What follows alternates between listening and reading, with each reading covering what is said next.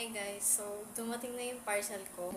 Nag-order ako ng microphone lapel sa Temu. So, ito siya.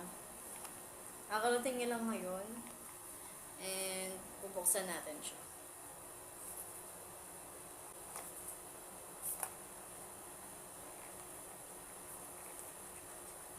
Titignan natin kung ano yung mga ano niya. Open natin. So, ito na siya. Tcharan! Ito yung loob niya, guys.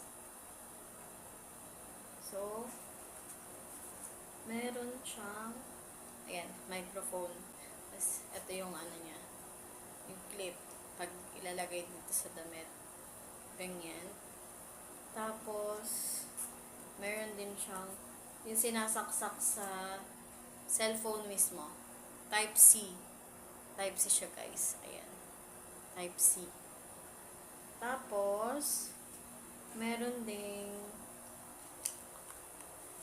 gulit ko to. Meron din siyang ito, yung para sa microphone niya.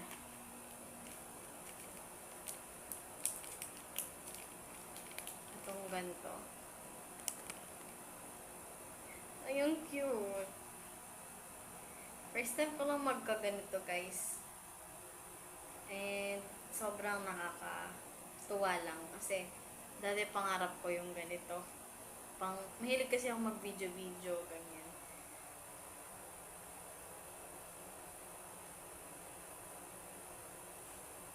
Dati pangarap ko lang magkaroon ng ganito. Ngayon, natutupad ko na unti-unti.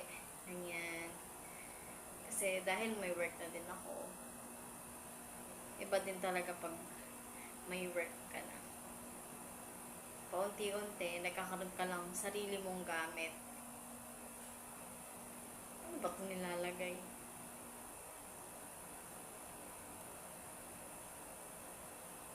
Ayan. Bibihisan natin yung microphone natin. Ang hipit niya.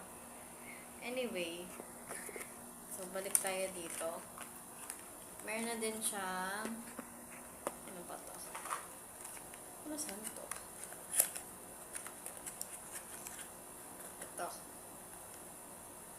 Yung cord. Hala, binidyo ko lang to. Kasi sobrang natutuwa lang ako sa na bili ko.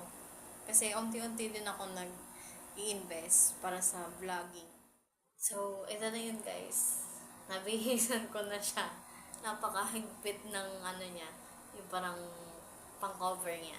Ganyan. So, yun. Wala. Ang cute-cute lang. So, makikita nyo na to na gagamitin ko pag vlog ako. Pag mag-upload ako ng mga videos ko. Ganyan. So, yun. Excited na ako para sa journey ko sa pag-vlog. So, yun. Dati, pangarap ko lang nung estudyante pa ako. Pangarap ko lang makabili dati ng mga pang-vlog, ganyan, pang-microphone, ganyan. Yung mga ganito. Uy, lakas maka-vlogger. So, yun lang, guys. Winidyo ko lang tong moment na to para may balik-balikan din ako. So, yun. Bye.